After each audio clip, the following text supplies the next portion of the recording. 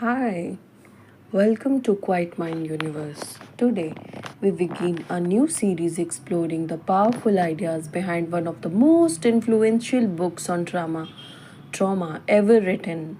The Body Keeps the Score. In this series, we won't simply summarize the book. We will explore the psychological, neurological, and human relations hidden within its pages and discuss how they continue to affect our understanding of trauma today. Today's lesson is about a group of people who changed the way the world understands psychological suffering, the Vietnam veterans. For much of modern history, trauma was misunderstood.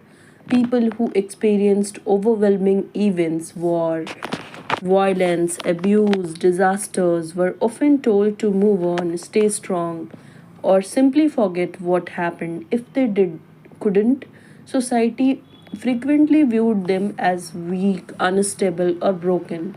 But after the Vietnam War, something became impossible to ignore. Thousands of soldiers turned home physically alive, yet psychological trapped in the battlefield. Many experienced recurring nightmares. Others became hypervigilant, constantly scanning for danger. Some reacted to ordinary sounds as they were under attack. Many struggled with relationship, employment, addiction, depression, and emotional numbness. What fascinated researcher was this: the war was over, yet their nervous system behaved as if the danger was still happening. This observation led to a revolutionary insight. Trauma is not simply a memory stored in the mind. Trauma is an experience that becomes embedded in the body and the nervous system. The brain learns that the world is dangerous. Body learns that safety can't be ensured. Even when external danger disappears, the internal alarm system may continue operating. This is one of the central themes of trauma research. From neuroscience perspective, several brain systems are involved.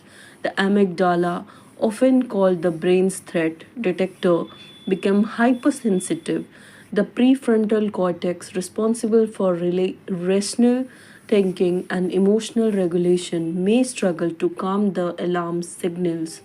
The hippocampus, which helps organize memories into a coherent timeline, can become disrupted. As a result, traumatic memories are often experienced not as something that happened in the past, but as something happening right now.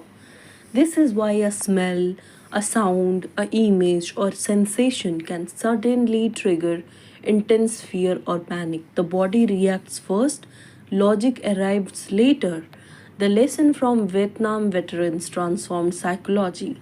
Researchers began recognizing that trauma is not limited to soldiers.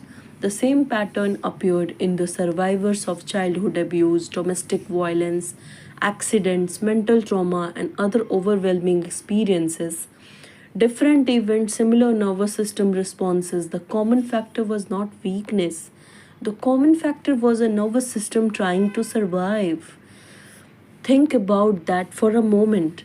What if many of the reactions we criticize in ourselves are actually survival adaptation? What if anxiety is sometimes the nervous system trying to protect us?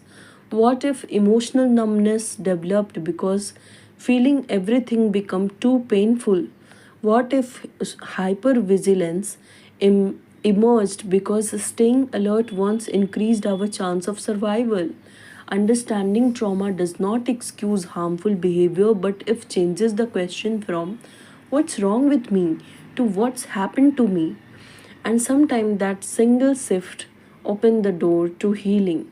Today's lesson teaches us that trauma is not merely a story stored in memory, it is an experience that can reshape the brain, influence the body, and alter our perception of safety.